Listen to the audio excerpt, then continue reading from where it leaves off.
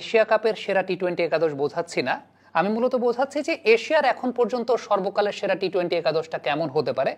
এই জায়গায় একটা বিষয় সেটা হচ্ছে যে এক একজনের খেলা দেখার দর্শনটা এক এক রকম, এক একজন এক একভাবে চিন্তা করেন, এক একজনের টিমটা এক এক রকমের হবে।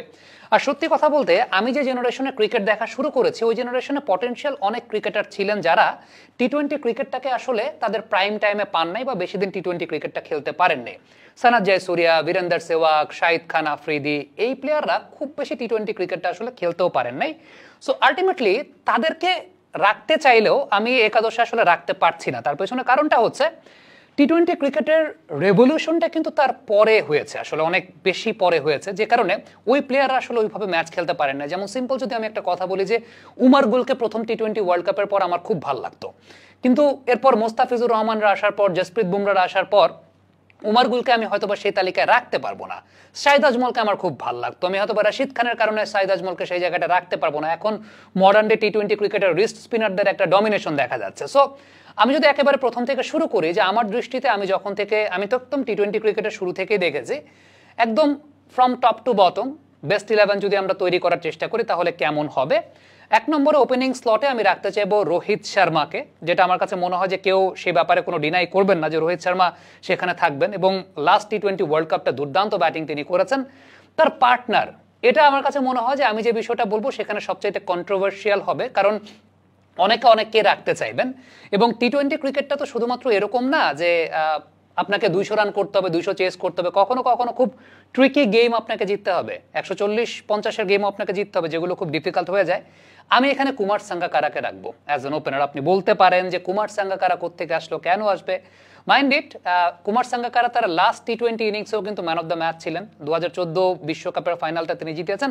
আমি টি-20 ক্রিকেটটাকে যে দর্শনে দেখার চিন্তা করি, আমি সেই জায়গাটা কুমার সাঙ্গাকারাকে রোহিত শর্মার ওপেনিং পার্টনার হিসেবে রাখতে চাইবো। আমি জয়সুরিয়ার কথা বলতে পারতাম, জয়সুরিয়া টি-20 ক্রিকেটটা খুব বেশি দিন কন্টিনিউ করেন না। দিলশানের কথাও আমি বলতে পারতাম, বাট আমি এখানে একটা ব্যালেন্স রাখতে চেয়েছি। কুমার সাঙ্গাকারা এবং রোহিত শর্মা সেই জায়গাটায় ওপেনিং স্লটে থাকবেন। সেটা আমার দৃষ্টিকোণ থেকে, আপনার দৃষ্টিকোণ থেকে ডিফারেন্টও হতে পারে। আপনি ফাকার জামানকেও রাখতে পারেন, আপনি বাবর আজমকেও রাখতে পারেন, অনেকেই রাখতে পারেন। আমাকে ইমরান নাজিরকে খুব ভালো লাগতো একটা সময়, বাট আমি এই দুজনেই স্টিল থাকতে চাই। টিমের কম্বিনেশনটা কেমন দাঁড়ায় একটু দেখি। 3 নম্বরে নান আদার দেন বিরাট কোহলি। এই ব্যাপারে তো আমার কাছে মনে হয় যে কারো কোনো সন্দেহ সংশয় থাকার কথা না। Virat Kohli should be there. মানে সাদা বলের ফরম্যাটে আপনি যাই চিন্তা করেন না কেন, বিরাট কোহলিকে রাখতে পারে। টি-20 ক্রিকেটে তো রাখতেই হবে বিরাট কোহলিকে।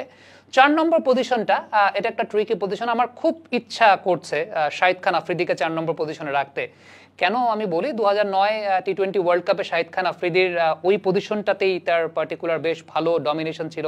মাহেলা জয়াবর্ধনও ভালো মতো খেলেছেন, বাট মডার্ন ডে ক্রিকেটে টি-20 যখন রেভলিউশনারি একটা চেঞ্জের দিকে গেছে, সূর্যকুমার যাদব, আপনি যদি অ্যাভারেজ এবং স্ট্রাইক রেট দুটাকে একটা কম্বাইন করেন, সেই জায়গাটা সূর্যকুমার যাদবকে আমি 4 নম্বর পজিশনে রাখবো। আর সাঙ্গাকারাকে আমি রাখার পেছনে এই বেস্ট 11-এ অন্যতম বড় কারণের জায়গাটা তার অ্যাভারেজের জায়গাটা। সাঙ্গাকারা হয়তোবা একদম 200 রান করার মতো ইনিংস তিনি আপনাকে দেবেন না, তিনি হয়তোবা একদম ফায়ার পাওয়ার জেনারেট করবেন না, বাট ইউনিট ব্যালেন্স। আপনার টি-20 খেলার মধ্যে ব্যালেন্সটা খুব গুরুত্বপূর্ণ। তার অ্যাভারেজটা কিন্তু 30-এর উপরে, যেটা টি-20 ক্রিকেটে খুব বেশি ব্যাটসম্যানেরও না, ইভেন এবিডি প্লেয়ার্সেরও 30-এর উপরে অ্যাভারেজ কিন্তু নাই ইন্টারন্যাশনাল টি-20 ক্রিকেটে। সো 4 নম্বর পর্যন্ত আসলাম সূর্যকুমার যাদব। 5 নম্বর পজিশনটা নান আদার দ্যান যুবরাজ সিং। এটা আপনি শুধুমাত্র মানে এশিয়ান 11 বলবেন কি, আপনি যদি আমাকে বলেন যে ওয়ার্ল্ড 11 করতে যুবরাজ সিং ইজ যুবরাজ সিং। মানে আই উইশ যুবরাজ সিং এর ক্যান্সারটা না হতো, টি-20 ক্রিকেটটা আরও তিনি রেগুলারলি খেলতে পারতেন, তিনি যে ফর্মটা ক্যারি করেছিলেন 2007 থেকে সেটাকে কন্টিনিউ করতে পারতেন। যুবরাজ সিং ইজ যুবরাজ সিং। এবং আমার কাছে